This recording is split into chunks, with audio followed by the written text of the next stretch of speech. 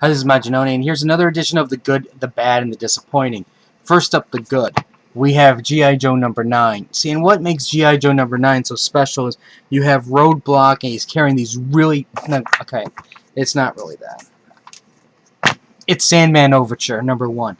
Now, Neil Gaiman has been away from Sandman for years, and this is his triumphant return to the character.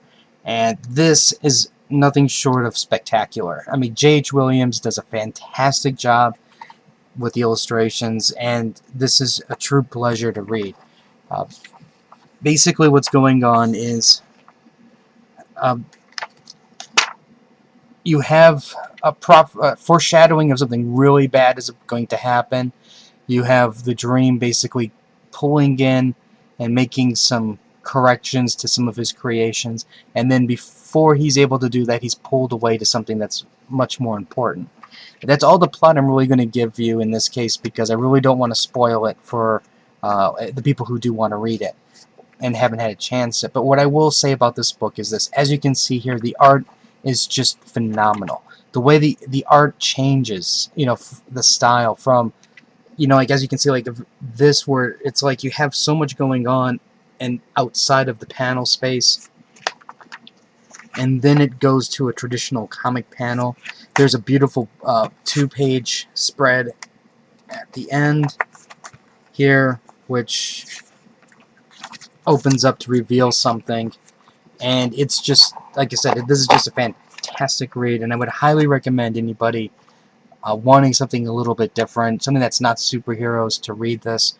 This is definitely a little bit more of a mature book, because it's not your typical Superman, Spider-Man type book, but, you know, it's definitely, it was a joy to read, and I'm really, really looking forward to reading this whole series.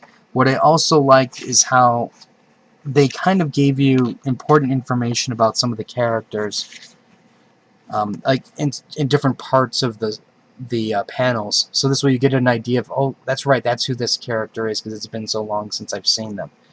And it's really, like I said, I really can't say anything bad about this, other than it's $4.99 and it's going to cost me a fortune to buy all of these and get the trade. But this was a really, really solid read, and I would highly recommend picking this up. If anything, DC did do something right this month, for sure. And that's put this book out. Okay, the bad. Ultimate Comics X-Men number 33. This is the end of the World War X, and I really couldn't have cared less, because it really didn't do much at all. I mean, yes, we got this big fist fight between Kitty and Jean Grey, but overall, it just wasn't that great of a fight. And see, the thing is, like, usually when you have a war, there's sacrifice, there's a personal growth, a triumph, you're overcoming a huge obstacle, you know, that kind of thing. But it never really had any of that kind of stuff. I mean, granted, you can say at the very end, all the mutants basically end up in Utopia, and Jean Grey kind of, like, she gets subdued, so to speak, because, you know, she's just now a gardener. And I guess you can say that was a growth, but it seems odd how, you know, she was this warmonger, and yet everybody just accepts her living in their community. Like, it's no big deal. And overall, I mean, to me, it just seemed like this book was just an excuse to get everybody into one place, and rather than having them in two fronts. And it didn't really do much. This is really a colossal disappointment. If anything, I'm really just hoping Galactus comes and eats everybody and destroys them all. This way we don't have this book on our shelf any longer. And I think the only reason why I keep buying this book now is so this way I have a guaranteed bad once a week. Or sorry, once a month. Okay, now let's go for the disappointing. Now, this book, I think everybody will agree with me on this one at how much of a colossal disappointment this is. Guardians of the Galaxy number 8. Now, basically what we have going on here is this. The story is Guardians, you know, are in near orbit, and then they realize, hey, you know, Thanos is invaded. We got to do something. They don't know what to do because they're arguing. Then they get a distress signal or a distress call, and Abigail is basically going, hey, you know, we've been taken over, you need to save me. It's not that you need to save me, but you need to help me save this station because it's going to cause some serious damage if they keep it in their control. And so now it gives them a purpose. But here's my problem with the book. This art is horrendous. I mean, I don't know, did they run out of time and they had to get this book out, or is this guy just really that bad? Because as you can see here, there's very little backgrounds, and a lot of the panels are just basically single colored in like black, red, blue, and it's just this is just a disgrace. The Guardians of the Galaxy is like a top tier book, and you're putting out this such a crappy art. It's like, if anything, you should be paying us money to buy this crap, because this is just an insult. I don't know why somebody approved this issue, because it's bad. It is just unbelievably bad. I can't even say one thing positive about the artwork. The panels are unimaginative. The facial expressions are horrible, and in some cases I can't even recognize who they are because it's that bad. The spaceships are horribly drawn, and it's just a mess. Probably two characters that I can recognize immediately are Groot and Rocket Raccoon, and that's for obvious reasons.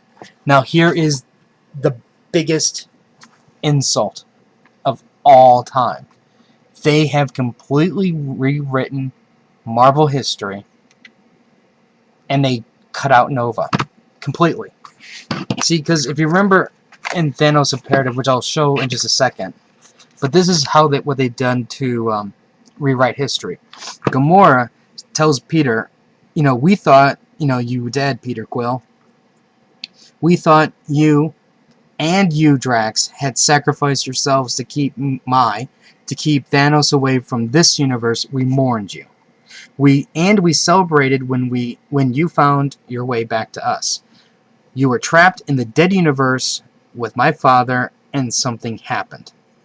So basically, Gamora is saying Drax and Star-Lord are the ones that sacrificed themselves in the Cancerverse to keep Thanos away. But here, let me show you something pretty important here. That's not what happened. And this is what's the insult, because you know what? This isn't like old history that they needed to rewrite. This happened somewhat recently. Okay, this is the final issue of the Cancerverse battle, and Thanos are Imperative. If you notice here, Star-Lord, Peter Quill, Nova, stay behind. Where's Drax? Oh, what's that, Drax? Nowhere to be seen. Well, here, let me look back a little bit farther. Maybe he's somewhere. No, I don't see him around. Not there. Where is he? Oh, I don't know. Maybe he's making some English muffins or something. I don't know. He's not there. Now let's take a further look here. They get teleported. Oh, look at that. Gamora, Rocket Raccoon, Mantis, the dog. Oh, look at this. There's more heroes here. No Drax. Oh, and look at who's behind. Star-Lord, Nova. Star-Lord, Nova. Star-Lord, Nova. Thanos. Star-Lord, and Nova again. I don't see Drax anywhere. Let's take a look at the memorial here. I don't see Drax. I see Star-Lord and Nova. And right down there it says Richard Rider Nova, Peter Jason Quill, Star-Lord. Guardians of the Galaxy. Of this galaxy. Unfreaking believable. How could they rewrite history that conveniently? They just spit on this character, Nova's character. And that's just craziness. I am completely shocked that they would do that. There was no reason to do that at all.